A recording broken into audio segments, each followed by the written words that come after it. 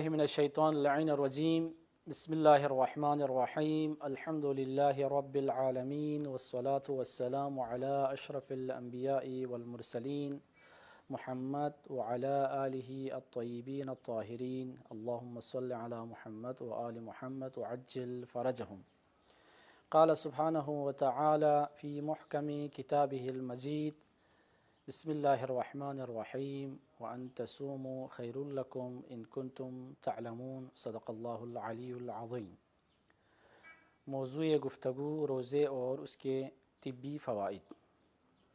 قرآن، حدیث اور medical science کی روشنی میں روزہ ایک ایسی عبادت ہے جو انسان کی نفسیاتی تربیت میں اہم کردار ادا کرتی ہیں۔ نفس کی طہارت، اس میں پیدا ہونے والے بیماریوں کی روک تھام اور نیکیوں میں سبقت حاصل کرنے کی طلب روزے کے بنیادی اوصاف میں سے ہیں۔ اس لیے یہ لازم ہے کہ ہم روزے کو قرآن و سنت کی روشنی میں رکھنے، افطار کرنے اور اس کے شرائط و آداب کو بجا لانے کا خصوصی خیال رکھیں۔ دور سلف کی نسبت دور حاضر میں بہت سے جسمانی بیماریاں رونما ہو رہی ہیں، نیز طب میں جدید آلات اور دوا کے استعمال میں گوناگون طریقے منظر عام آ چکے ہیں۔ بوقت ضرورت ان سے فائدہ اٹھانا ایک معمول بن چکا ہے۔ روزے کے عام احکام و مسائل کے حوالے سے اردو زبان میں کئی کتب اور فتویٰ موجود ہیں، لیکن روزہ اور جدید طبی مسائل جاننے کے لیے اردو زبان میں کم ہی لٹریچر موجود ہے کہ جس سے عام اطباء اور عوام الناس استفادہ کر سکیں۔ قرآن و حدیث اور جدید میڈیکل سائنس کی روشنی میں یہ واضح کیا ہے کہ روزہ ایک ایسی جامع عبادت کہ جس میں بے شمار روحانی اور طبی فوائد موجود ہیں، اور اس کا اعتراف مسلمان علماء کے علاوہ غیر مسلم حکماء اور مفکرین نے بھی کیا ہے، اور آج جدید میڈیکل سائنس نے روزے کے فوائد کے بارے میں مزید ثبوت فراہم کر دیے ہیں۔ بلکہ ایک مغربی ماہر طبی ڈاکٹر ایلین ہاس نے تو کہا کہ روزہ واحد عظیم ترین طریقہ علاج ہیں۔ روزے کے طبی فوائد کیا ہیں؟ قرآن حکیم میں ہیں وَأَن تَصُومُوا خَيْرٌ لَكُمْ إِن كُنتُمْ تَعْلَمُونَ، اور تمہارا روزہ رکھ لینا تمہارے لیے بہتر ہے اگر تمہیں سمجھو۔ اگر ہم اس آیت مبارکہ میں بیان حقائق کا طبی نقطہ نظر سے مطالعہ کریں تو یہ واضح ہو جاتا ہے کہ روزہ عبادت کے ساتھ ساتھ صحت انسانی کے لیے مفید چیز ہے۔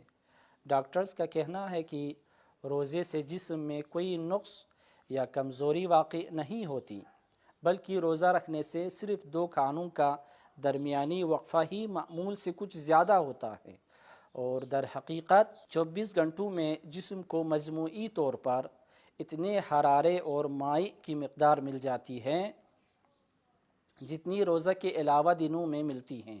مزید یہ بات مشاہدہ میں آئی ہے کہ لوگ رمضان میں پروٹین اور طاقتی چیزیں عام دنوں کے مقابلے میں زیادہ استعمال کرتے ہیں۔ اس حقیقت کے پیش نظر یہ بھی کہا جا سکتا ہے کہ مجموعی غذائیت عام دنوں کے مقابلے میں جسم کو اکثر زیادہ تعداد میں ملتے ہیں۔ اس کے علاوہ جسم فاضل مادوں کو بھی استعمال کر کے توانائی کی ضرورت پوری کرتا ہے۔ روزے سے مندرجہ ذیل طبی فوائد حاصل ہوتے ہیں۔ روزہ سارے نظام ہضم کو ایک ماہ کے لیے آرام مہیا کر دیتا ہے۔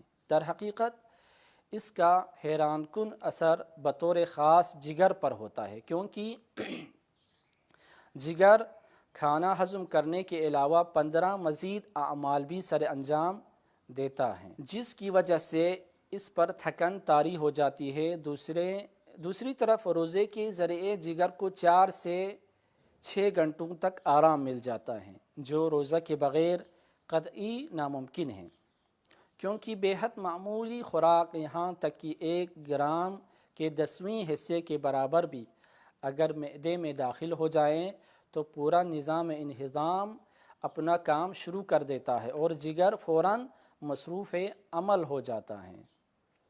سائنسی نقطۂ نظر سے ماہرین طبی کا دعویٰ ہے کہ اس کا آرام کا وقفہ 1 سال میں 1 ماہ ضرور ہونا چاہیے۔ روزے کے دوران خون کی مقدار میں کمی ہو جاتی ہے۔ یہ اثر دل کو نہایت فائدہ مند آرام مہیا کرتا ہے۔ زیادہ اہم بات یہ ہے کہ خلیوں کے مائی کے درمیان مقدار میں کمی کی وجہ سے خلیوں کا عمل بڑی حد تک سکون آشنا ہو جاتا ہے۔ لعاب دار جلی کی بالائی سطح سے متعلق خلیے جنہیں کہتے ہیں اور جسم کی رطوبت کے متواتر اخراج کے ذمہ دار ہوتے ہیں، ان کو بھی صرف روزے کے ذریعے سے ہی آرام اور سکون ملتا ہے۔ اسی طرح پٹھوں پر دباؤ کم پڑتا ہے۔ پٹھوں پر یہ دباؤ دل کے لیے انتہائی اہمیت کا حامل ہوتا ہے۔ روزے کے دوران پریشر ہمیشہ کم سطح پر ہوتا ہے، یعنی اس وقت دل آرام کی صورت میں ہوتا ہے۔ آج کا انسان ماڈرن زندگی کے مخصوص حالات کے بدولت شدید تناؤ اور ٹینشن کا شکار ہیں۔ رمضان کے 1 ماہ کے روزہ بطور خاص پریشر کو کم کرنے کے لیے انسان کو بہت زیادہ فائدہ پہنچاتے ہیں۔ پھیپھڑے براہ راست خون صاف کرتے ہیں اور اس لیے ان پر بلا واسطہ روزے کے اثرات پڑتے ہیں۔ اگر پھیپھڑوں میں خون منجمد ہو جائیں تو روزے کی وجہ سے بہت جلد یہ شکایت رفع ہو جاتی ہے۔ اس کا سبب یہ ہے کہ نالیاں صاف ہو جاتی ہیں۔ یہ بھی یاد رکھنا چاہیے کہ روزے کی حالت میں پھیپھڑے فضلات کو بڑی تیزی کے ساتھ خارج کر دیتی ہیں۔ اس سے خون اچھی طرح صاف ہونے لگتا ہے اور خون کی صفائی سے تمام نظام جسمانی میں صحت کی لہر دوڑ جاتی ہے۔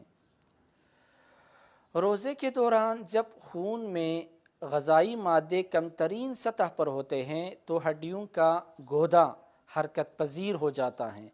اس کے نتیجے میں لاغر لوگ روزے رکھ کر آسانی سے اپنے اندر زیادہ خون پیدا کر سکتے ہیں۔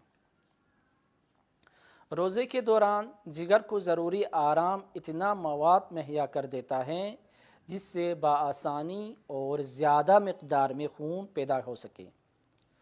خون میں سرخ ذرات کی تعداد زیادہ اور سفید ذرات کی تعداد کم پائی جاتی ہیں۔ ماہرین کے مطابق روزے میں حرارت جسمانی گر جاتی ہے، لیکن جب اصلی بھوک اوت کر آ جاتی ہے تو حالت جسمانی اصلی حالت کی طرف مائل ہو جاتی ہے۔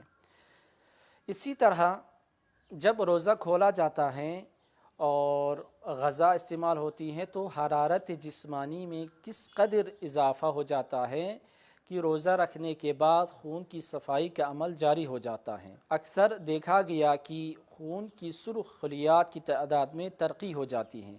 ایک مشاہدے کے مطابق معلوم ہوا کہ صرف 12 دنوں میں روزے کے تسلسل کی وجہ سے خون کی خلیات کی تعداد 5 لاکھ سے بڑھ کر 36 لاکھ تک پہنچ گئی۔